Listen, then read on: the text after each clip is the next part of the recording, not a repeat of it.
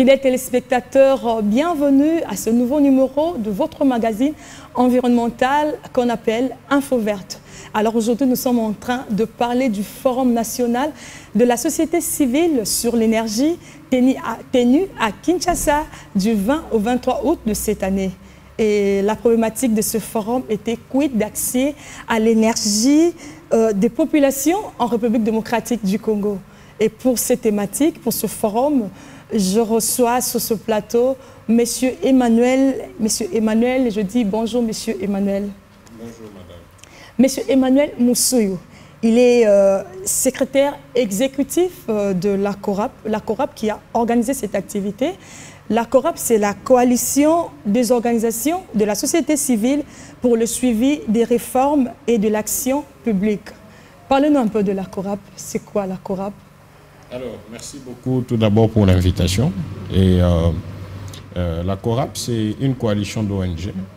La dénomination, c'est Coalition des organisations de la société civile pour le suivi des réformes de l'action publique. C'est une coalition qui regroupe au moins 50 organisations réparties à travers le pays. Et donc, la CORAP, c'est vrai qu'il y a beaucoup de réformes. On pourra se poser la question, mais comment on peut suivre toutes les réformes? Nous avons stratégiquement mis en avant les réformes dans le secteur de l'énergie, où on peut voir la question de l'eau, la question de l'électricité, mais aussi la question, n'est-ce pas, électricité, on peut en déduire au fait les énergies renouvelables, mais aussi la question des hydrocarbures. Au-delà de ça, nous suivons aussi les aspects liés au changement climatique, la problématique aujourd'hui de la protection de la forêt, n'est-ce pas, nous sommes aussi sur des questions liées à la gouvernance. Comment est-ce que nos secteurs sont gérés, avec quels résultats cela apporte sur le terrain. Et donc, c'est dans ce contexte-là que nous avons organisé ce forum, qui était donc une deuxième édition, pour laquelle la première était organisée depuis 2000, c'était pratiquement en 2019. Donc 5 ans plus tard, nous avons estimé utile d'organiser une deuxième édition, justement, qui était axée sur la problématique d'accès à l'énergie des populations congolaises. Donc la CORAP existe depuis La CORAP existe depuis 2013, le 13 mai 2013. Elle reste quand même parmi les rares organisations qui ont apporté une pierre à l'édifice dans ce secteur de l'énergie de façon globale. Parce que la loi que nous avons portant secteur de l'électricité, elle a été commentée par la CORAP à l'époque. On a eu justement à partager nos points de vue qui, n'est-ce pas, reflètent les demandes de communautés ou de populations congolaises dans la mise en œuvre de cette loi. Nous avons travaillé sur les mesures d'application de la loi. Nous avons commenté à l'époque la loi sur l'eau, mais aussi d'autres textes. Et récemment, tout récemment, la CORAP était parmi les experts qui étaient dans le comité restreint pour travailler sur la politique nationale de l'énergie. Et qu'en est-il de la loi sur l'eau? La loi sur l'eau, oui, la loi existe. Elle a été promulguée en 2015, par contre, une année après celle du secteur de l'énergie. Aujourd'hui, je pense qu'elle a 9 ans. C'est une loi, c'est vrai, qui souffre des mesures d'application. Carrément, la loi sur l'énergie aussi.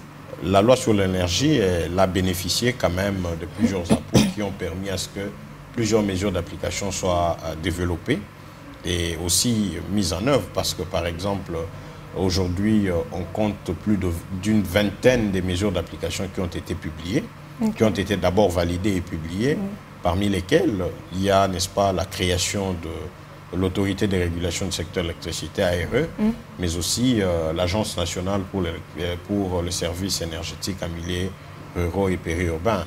Vous comprenez que voilà, il y a quand même une avancée pour la loi portant relative au secteur de l'électricité par rapport à la loi sur l'eau qui jusqu'aujourd'hui l'autorité des régulations n'existe pas encore, mais aussi d'autres mesures d'application qui ne sont pas encore rendues publiques. Alors vous, en tant qu'expert dans ce secteur, je dirais de l'énergie, comment jugez-vous l'accès à l'énergie des communautés en République démocratique du Congo? L'accès des populations à l'énergie, la question même phare lors du forum, reste très faible. Très faible. Et pourquoi? Par rapport, s'il faut déjà comparer aux ressources, au potentiel énergétique qu'a le pays, cela ne correspond pas parce que nous avons un potentiel qui peut aider à alimenter toute la RDC à alimenter une bonne partie de l'Afrique, à aller même au-delà de l'Afrique. Comprenez? Et s'il faut aussi le comparer par rapport à d'autres pays africains, vous allez vous rendre compte que la RDC est parmi les derniers pays qui, n'est-ce pas, a des taux carrément d'accès à l'énergie plus faibles. Parce qu'aujourd'hui, nous parlons de 7,4% de taux d'accès, selon le rapport de l'ARE, de l'Autorité des régulations, rapport 2023. Là, c'est dans tous les pays, pas seulement Kinshasa. Sur l'ensemble du territoire national, où on voit les milieux urbains et le milieu ruraux et périurbain. Oui. Et donc, déjà ici, le 7,4% considère les milieux urbains. Et les milieux périurbains et ruraux, nous sommes à moins 1%, nous sommes pratiquement à 0, quelque chose de pourcentage d'accès, ce qui est trop faible, alors que le potentiel que nous avons, notamment en hydroélectricité, on a plus de 100 000 mégawatts. On a plus de 5 kilowattheures par mètre carré pour produire au fait le solaire, par exemple. On a un potentiel en éolien qui n'est pas aussi très fort que ça, mais néanmoins en géothermie, on peut développer des centrales géothermales. Donc le potentiel est énorme, mais l'accès est trop faible. Et pourquoi? Non, mais plusieurs raisons sont à mettre sur la table. Par exemple, aujourd'hui, il y a la question même de la loi. Parce que le forum a permis justement, c'était d'abord un forum qui a bénéficié d'un intérêt très poussé par tous les acteurs, institutionnels, privés, sociétés civiles, scientifiques. Et des réflexions poussées sont sorties de ces forums-là.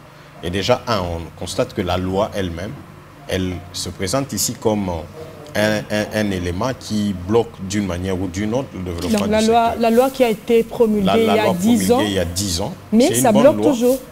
Et la mise en application est difficile dans certaines mesures. Déjà ici, on est d'accord que voilà, la question des énergies renouvelables nécessite ou mérite d'être le plus clarifiée dans le cadre légal actuel. Parce que le cadre légal actuel parle de l'électricité, certes, mais met un accent sur l'hydroélectricité, n'aborde pas forcément de façon claire les autres formes d'énergie renouvelable, bien qu'on peut développer des mesures d'application, mais la loi elle-même devait déjà aborder clairement ces questions. Donc, il est mentionné ça comme faiblesse. Une autre faiblesse aujourd'hui, n'est-ce pas, la loi n'aborde pas clairement la question de la fiscalité. Il y a peut-être 1 ou 2 articles, n'est-ce pas, qui renvoient vers des mesures d'application qui ne sont pas non plus adaptées. Donc on estime qu'une loi qui veut le développement du secteur devra aborder plus ou moins clairement cette question de la fiscalité. Il y a la question de passation de marché public. Aujourd'hui, il y a plusieurs projets qui se développent à travers le pays, à travers notamment le travail que fait ANSER. Mais un projet qui peut mettre 6 mois, 1 année pour être exécuté, doit attendre 6 mois, 1 année pour voir les procédures de marché public être accomplies, avec, n'est-ce pas, trop voilà, des procédures à suivre, alors qu'aujourd'hui, le secteur a besoin justement de voir une procédure adaptée. Et donc, le cadre légal devra répondre à ces questions-là. Pour ne pas, n'est-ce pas tout dire, mais néanmoins, il y a la question du genre aussi qu'on peut considérer. Est-ce que le cadre légal aujourd'hui facilite le développement ou carrément l'intégration du genre dans le secteur de l'énergie? On estime que ce sont des réformes qu'il faut faire. Vous aviez posé la question pourquoi, n'est-ce pas, le secteur peine à décoller. Je parlais du cadre légal, n'est-ce pas? J'ai parlé de la fiscalité aussi, qu'il faut, bien qu'on peut voir ça dans le contexte du cadre légal et réglementaire, mais il faut voir ça aussi dans le contexte du cadre des affaires, au fait, qui doit être amélioré. Aujourd'hui, CORAP a publié, il y a je pense depuis l'année passée, un rapport qui a démontré qu'une entreprise dans le secteur de l'électricité en 2022 était appelée, en République démocratique du Congo, était appelée à payer plus de 80 taxes, pratiquement 83 taxes, impôts et redevances. Alors, c'est quel opérateur économique, avec, n'est-ce pas, toute cette panoplie de taxes, impôts et redevances qu'il faut payer, va venir dans le secteur? Donc, ça asphyxie, n'est-ce pas, le secteur, ça décourage les investisseurs. Mais aussi, le plus grand impact de cela, c'est que ça empêche aussi l'accès des populations à l'énergie, parce que toutes ces taxes collectées auprès de l'opérateur, c'est la population qui paye. Alors qu'on dit que cette population-là est pauvre. Le coût d'achat de la population n'est pas justement soutenu. Le PIB aujourd'hui, il est à combien? Donc il faut développer des mécanismes pour favoriser le développement du secteur. Mais on peut aussi parler d'autres problèmes au fait qui fait que le secteur n'évolue pas, la question de la gouvernance, mais aussi la question de la coordination. Il y a plusieurs institutions, il y a des chevauchements de tâches, on ne sait pas réellement qui va faire quoi. Je donne un exemple. La politique nationale de l'énergie qui devra être validée, en réalité, il y avait des discussions au départ. Qui devait porter ce processus-là? La Commission nationale de l'énergie, dans ses attributions, dans l'ordonnance, dit que voilà, ce sont des attributions qui sont reconnues à la Commission de mener des études, de contribuer à l'élaboration de la politique. En même temps, le secrétariat général dit que c'est lui le patron qui devait gérer. Finalement, ça crée des chevauchements. Aujourd'hui, entre l'ANSER, l'ARE et les structures du ministère au niveau le secrétariat général, on peut citer aussi des structures comme l'ICM, il y a beaucoup de chevauchements. Et donc ça ne peut pas permettre le développement du secteur. Donc ça fait partie justement de questions essentielles qui bloquent le développement du secteur. Alors, vous avez dit, je ne sais pas, il y a parmi les résolutions, vous allez certainement nous donner quelques-unes, que le secteur doit être confié entre les mains expertes. C'est vrai ça? Effectivement, elle doit être confiée entre des mains expertes. Pourquoi? Parce que c'est d'abord une question technique. C'est un expert qui peut avoir une bonne perception de choses pour voir comment est-ce que ce secteur-là devrait être managé pour de bons résultats. Ce sont des secteurs, les secteurs comme l'énergie, je peux citer bien au-delà de l'énergie, les mines et d'autres secteurs vraiment phares du pays, nécessitent d'avoir des animateurs qui connaissent le contexte, qui connaissent les réalités et qui ont un esprit managérial poussé et qui savent ce qu'il faut faire. Parce que ce sont des secteurs porteurs, ce sont des secteurs l'énergie par exemple, qui est un intrant pour le développement du pays. Alors, si on se fie aux nominations politiques, si on se fie, n'est-ce pas, aux quotas qu'il faut donner à tel ou tel autre acteur parce qu'il pèse, etc., en réalité, on va tuer le secteur et on va tuer le pays, finalement, parce que ces secteurs-là sont au centre du développement. Mais malheureusement, qu'est-ce que nous constatons? Nous constatons effectivement que, peut-être pour cette fois-là, on a apprécié que c'est un technicien qui est à la tête du ministère de l'énergie, le professeur, en fait l'actuel ministre. Mais voilà, on a constaté que généralement, on ne donne pas à des techniciens pour qu'ils avancent. Et nous insistons sur le fait que c'est des postes ministériels, mais c'est aussi d'autres postes dans toutes les structures, n'est-ce pas, qui sont liés au secteur, des voies, des compétences, prendre le leadership pour des résultats probants. Mais parlant de ça, je pense qu'il y a une chose importante qu'il faut relever. C'est que, au-delà du fait qu'on veut de la compétence, mais on s'est rendu compte d'une chose, c'est que beaucoup d'acteurs dans le secteur, que ce soit au niveau national, provincial et au niveau décentralisé, ne sont pas renforcés en capacité sur les questions émergentes de l'énergie. Bien qu'ils soient acteurs dans le secteur. Bien qu'ils soient acteurs, déjà, beaucoup d'acteurs, n'est-ce pas, ne connaissent même pas la loi. Ils ne connaissent pas. Mais peut-être que la loi n'a pas été vulgarisée. Oui, la loi, peut-être qu'elle n'a pas été vulgarisée. Bien que ça fait 10 ans. Et moi, je parle de la conséquence. C'est que si on n'a pas vulgarisé la loi, si on n'a pas renforcé les capacités des gens, c'est que les gens ne pourront pas donner le meilleur d'eux-mêmes, ne pourront pas apporter des solutions. Par contre, ce sont des problèmes qui seront créés. Vous me comprenez? Donc, ici, nous voyons la question de la compétence comme une priorité, raison pour laquelle, dans une des résolutions, peut-être qu'on aura le temps de revenir, on demande au chef de l'État de considérer ou carrément de décréter un état d'urgence pour le secteur de l'énergie. Pourquoi nous parlons d'un état d'urgence pour le secteur de l'énergie? Pourquoi nous parlons de l'état d'urgence? Parce que d'aucuns ne peut contredire, en fait tout le monde est d'accord que, n'est-ce pas, l'énergie est au centre du développement. On ne peut pas faire de l'industrie, on ne peut pas développer les zones économiques spéciales comme on le fait, on ne peut pas développer l'agriculture, on ne peut même pas développer les infrastructures si on n'a pas d'énergie. Tout à fait. On est d'accord avec ça. Et donc, décréter un état d'urgence sur l'énergie voudra dire quoi? Nous demandons au chef de l'État, parce que déjà, il y a plusieurs intentions. Je me rappelle récemment avoir lu un document signé par le chef de l'État qui classe le secteur de l'énergie comme 3e priorité au niveau national. Certainement après la santé, l'éducation, je m'imagine. Mais l'énergie était au 3e niveau. Mais ça reste une intention. Concrètement, comment on va faire? Dans l'état d'urgence, c'est qu'il faut financer davantage le secteur.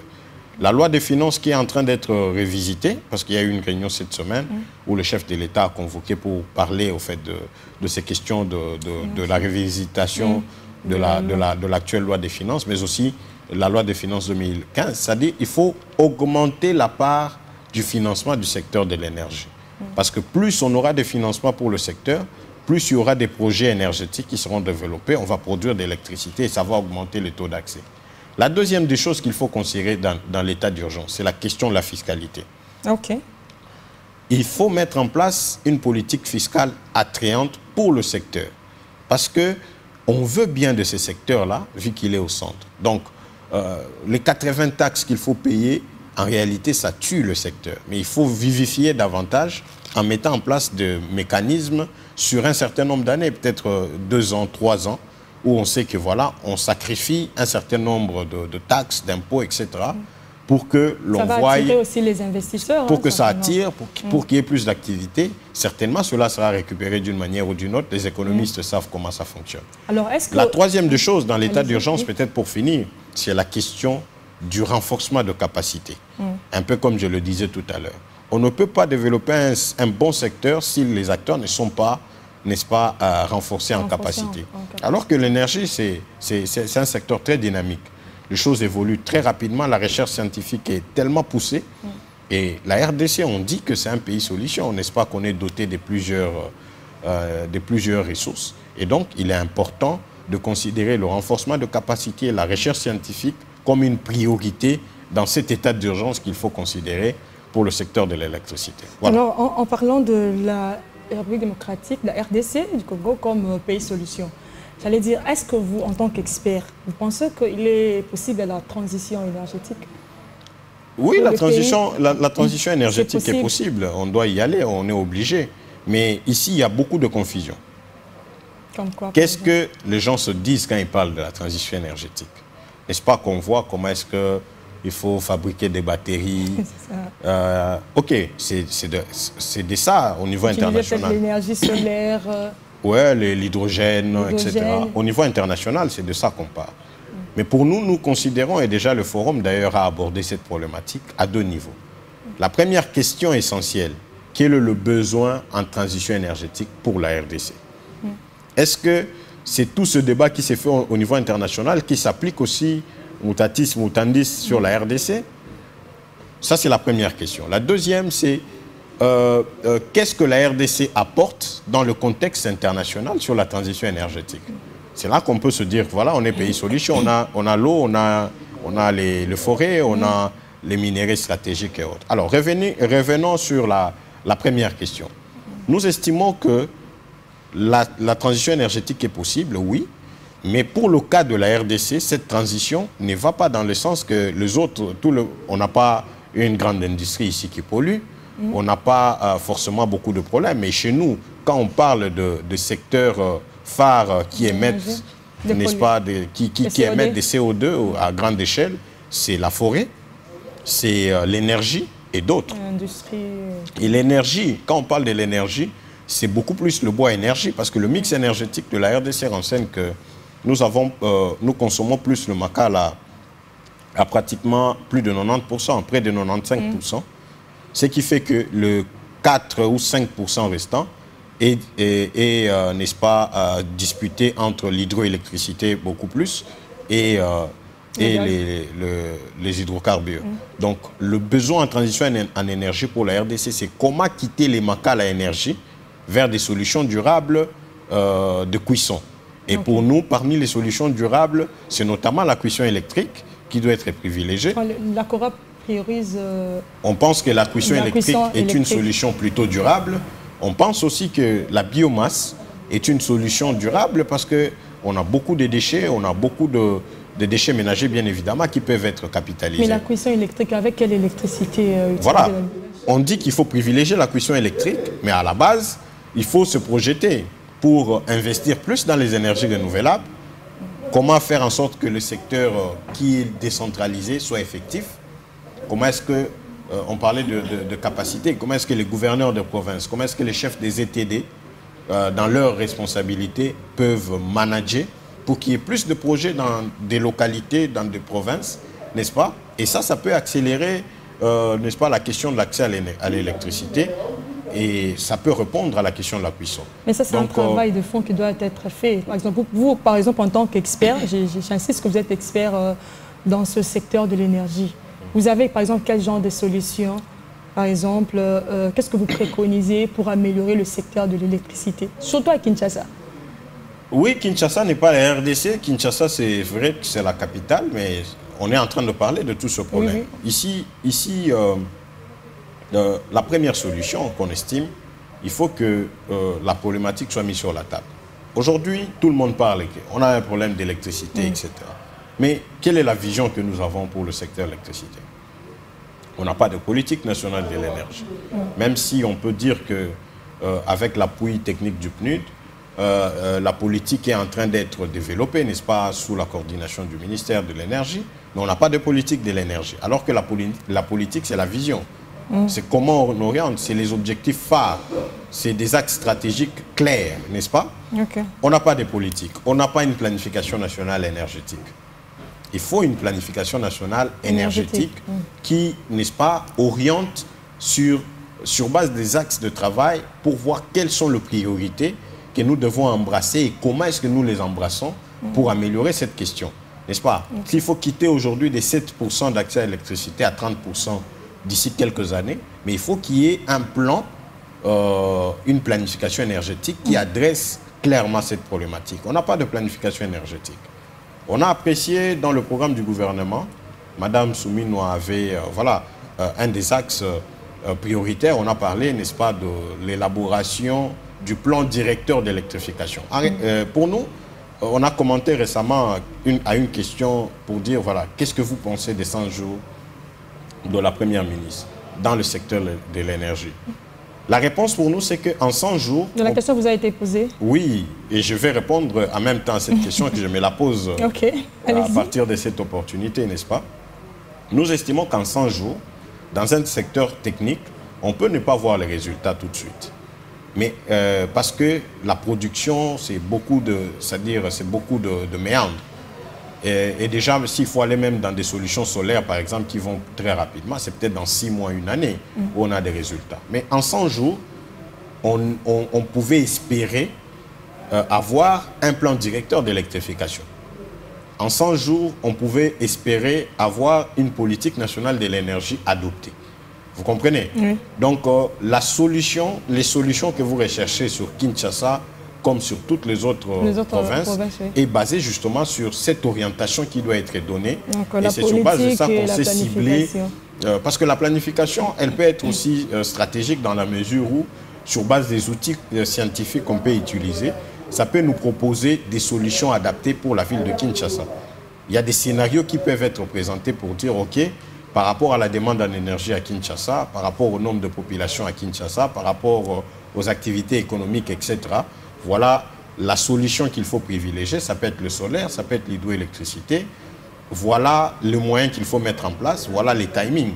Donc, il y a des scénarios qui sont présentés à partir des outils, quand on planifie, qui nous permet de faire le choix sur les meilleures options qui se présentent. Donc, on n'a pas de planification, on ne peut pas avancer. Et donc, je parlais d'une planification au niveau national, mais il faut voir ça aussi au niveau de chaque province, à commencer par Kinshasa et les autres. Il n'y a pas de plan comme ça qui évolue. Alors, peut-être pour revenir rapidement, le plan d'électrification ou le plan, n'est-ce pas, la planification énergétique devra aussi être vu, ne devra pas seulement être vu comme une question liée à l'électricité simplement. Elle doit être vue globalement comme, n'est-ce pas, une question importante liée qui inclut les autres secteurs. Et ici, je voudrais prendre le cas du PNSD, le plan national de développement, la planification nationale pour le développement, n'est-ce pas, que le ministère du Plan est en train de mettre en place sur les prochaines années. Une chose qui nous a inquiétés dans ce plan-là, parce qu'on est en train de parler de la planification, qui est une boussole pour, n'est-ce pas, le développement des différents secteurs. Dans le pilier 4 où on parle de différents secteurs économiques du pays, on cite peut-être le tourisme, l'agriculture et bien d'autres, on ne voit pas comment est-ce que le PNSD intègre le développement comme intrant pour faciliter ce développement-là, ou pour faciliter l'expansion de ces secteurs. Les autres secteurs. Par contre, l'énergie ressort dans le PNSD, dans le pilier 5, où on parle des infrastructures, et ça ne ressort pas comme énergie dans la globalité, mais ça ressort comme électricité. OK. Le nombre de barrages qu'il faut construire, etc. Donc, on a parlé de l'énergie, mais on a juste... On a parlé de l'électricité. Alors, c'est quoi la nuance? La nuance, c'est que le PNSD pense qu'il faut construire des barrages, il faut construire quelques centrales solaires, n'est-ce pas? Mais c'est pour répondre à quels besoins? Nous interpellons justement le planificateur dans ce sens de ne plus considérer avoir l'électricité comme un élément à part entière, mais de voir l'énergie comme cet élément qui vient booster le développement de tous les autres secteurs. À partir de là, qu'est-ce qu'on voit? On va répondre à toutes les questions, à tous les besoins énergétiques de chaque secteur. Et s'il faut planifier l'énergie, on planifie pour un besoin bien défini. Vous comprenez? Donc, aussi longtemps qu'on n'aura pas cette vision, on va continuer à naviguer à vue. Alors, Monsieur Emmanuel, nous arrivons petit à petit à la fin.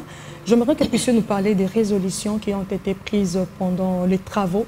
Certainement, la société civile a eu à travailler avec les experts et tout. Vous avez réuni combien de personnes? Le forum a accueilli au moins 300 personnes. Alors, quelles sont les résolutions prises, les recommandations? Vous pouvez nous les citer quelques-unes? Alors, il y a eu plusieurs, d'abord des constats. Les constats, on a essayé de balayer quelques-uns ici, n'est-ce pas? On a parlé, n'est-ce pas, parmi les constats, le fait que le pays ne développe pas une vision claire sur, n'a pas une vision claire sur le développement énergétique, notamment pour des grands projets comme INGA. Et déjà par rapport à ça, ce que nous essayons de dire, c'est que depuis qu'on a commencé à parler des INGA, ce n'est pas la vision du pays qui est mise en avant-plan. Par contre, c'est la vision des développeurs qui arrivent. Quand la Banque mondiale, la Banque africaine de développement met un peu de ressources, ça nous permet de mener une étude de faisabilité pour dire que voilà, INGA sera développé en phase. On sera INGA 3 bas chute, INGA 3 haute chute. La première phase, c'est 4800 qu'il faut avancer. Les Chinois, les Espagnols arrivent en lice, ils disent non, ce plan-là, c'est pas ça. Nous, c'est 11 000 mégawatts, on a 14 milliards de dollars qu'on va mettre. D'ailleurs, c'est ce qu'il faut faire. Les Australiens arrivent, ils disent non, les Chinois et les autres, ils ne comprennent pas.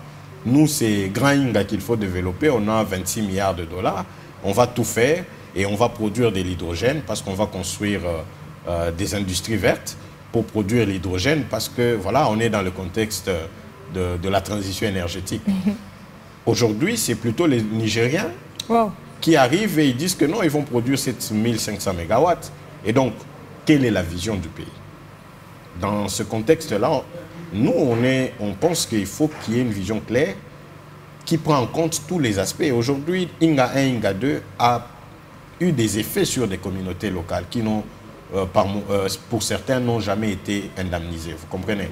Donc, ça fait partie des réflexions qui ont été faites au forum. Alors, concrètement, qu'est-ce que nous recommandons? On a déjà parlé ici d'une des recommandations principales où on dit que le secteur de l'énergie doit être... On doit décréter, le chef de l'État, bien évidemment, doit décréter cet état d'urgence. Mais au-delà de ça, l'une des résolutions, c'est qu'on invite le gouvernement, la première ministre, le ministre des Ressources hydrauliques et électricité, à mettre en place en toute urgence une commission d'experts qui devra travailler pour réfléchir sur les amendements qu'on doit apporter dans la loi portant secteur de l'électricité. Parce que cette loi-là, 10 ans après, tous les acteurs sont unanimement d'accord qu'il faut l'améliorer. Mais il faut cibler maintenant ce sur quoi il faut travailler. On a parlé des énergies renouvelables, on a parlé des questions du genre, on a parlé, n'est-ce pas, des questions de fiscalité et bien d'autres questions. Mais il faut qu'il y ait une commission ad hoc qui permettra de cibler concrètement et très rapidement apporter des améliorations qu'il faut faire. On a parlé, n'est-ce pas, de cette question du financement du secteur qui est crucial. On ne peut pas financer l'électrification en milieu rural s'il n'y a pas de... On ne peut pas développer des projets énergétiques en milieu rural s'il n'y a pas de financement? Le gouvernement avait appuyé l'ANSER à créer un fonds qu'on a appelé le fonds Munda. Mais jusque-là, combien d'argent a été mis dans ce fonds? Ce fonds devait mobiliser pratiquement 500 millions de dollars. Mais je ne pense pas qu'on a atteint même 50 millions de dollars jusque-là, alors que ça fait plusieurs années maintenant. Donc il faut mettre de moyens. Le gouvernement doit prendre cela en charge. On a parlé de cette question de la fiscalité pour revenir, qui est cruciale. Donc il faut améliorer ces aspects-là. Alors, les institutions sont en train de faire du travail. On a estimé qu'il y a les institutions, je parle de l'ARE, l'ANSER et même tous les acteurs. Même le ministère, récemment, le ministre en Chine venait de signer quelques mémorandums d'entente avec certains partenaires chinois. Qui connaît de quoi il s'agit? Il faut de la transparence dans le secteur. Parce qu'il y a eu beaucoup de contrats signés et généralement, on est surpris de voir le contenu plus tard pour voir comment est-ce que c'est désavantageux pour le pays. Donc, il faut de la transparence, il faut une meilleure communication sur le travail qui s'est fait sur terrain. Et bien d'autres, n'est-ce pas, recommandations ont été faites. Pour ceux qui veulent en apprendre davantage, il y a la déclaration finale du forum qui a été publiée sur le site de CORAP, www.coraprdc.org. Vous pouvez avoir l'intégralité de cet outil là ou carrément sur les réseaux sociaux en suivant CORAP. Et donc, voilà un peu... Monsieur Emmanuel, monsieur, merci. Nous croyons qu'un travail de fond a été fait par la société civile en termes de l'énergie. Nous passons à la rubrique interprète.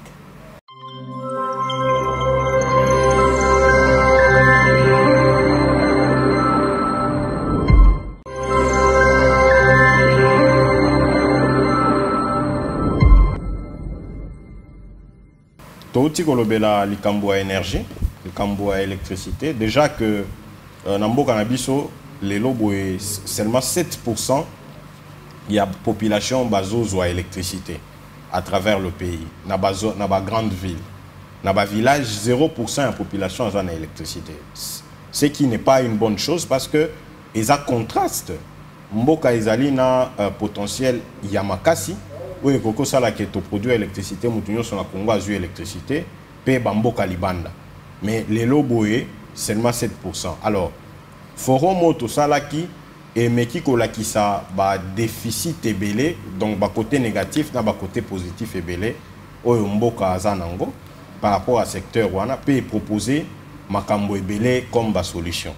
Parmi lesquels, Oya Liboso ya Motouya, Tosengi na chef de l'État, a décrété état d'urgence dans le secteur électricité. État d'urgence, c'est là qui tia Makambunyo soit en marche pour que le secteur à électricité comme ma priorité des priorités. Parce que le secteur à électricité est au centre de développement, il y a Makambunyo. Priorité des priorités, là qui c'est que Baba qui sa financement, Baba qui sa Babongi sa Makambo fiscalité, pour que l'entreprise est belé baya ko Tiambongo peut produire l'électricité pour que la population ait soit yango. Baba qui s'appelle Mbongo peut stratégie pour que renforcement des capacités dans le secteur wane ezala ya motuya.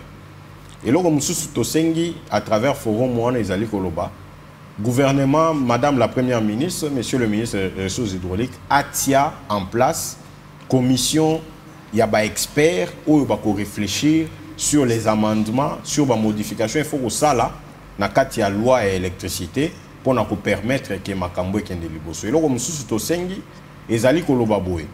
Tant que la transition énergétique, et sengeli to prioriser le lengenini batu sengeli batika kolambela makala pe babanda kolambela électricité mais pour que comme bongo il faut que ba produire électricité ebele et puis suite ekopesa mana le lenge sengeli. Ba recommandation ezaki ebele mais ya motuya yango wana kotala ete le lengenini bakundi ya mboka bako accélérer makambu na kati ya secteur ya énergie. Loko peut-être ya suka na kolobezali likambu ya planification. Natala kata mama tango akendaka wenze, azala na papier na bik na ye. Ayebi olobaki na kosomba mbisi ya 1000 francs, na kosomba makala ya 500, etc. Wane ko permettre ye suka komi na wenze abunga te. Lokola wenze zaka na ba solution ebele. Donc ndenge mo na secteur ya électricité, ba konje sengeli basa la planification pour na koyeba lolenge nini bakoki ko produire électricité ebele lolenge nini bakoki ko attirer ba investisseurs ba ebele pona kotia mosolo lolenge nini bakoki ko sala ete électricité ba produire ezala accessible et abordable pour la bateau nyonso.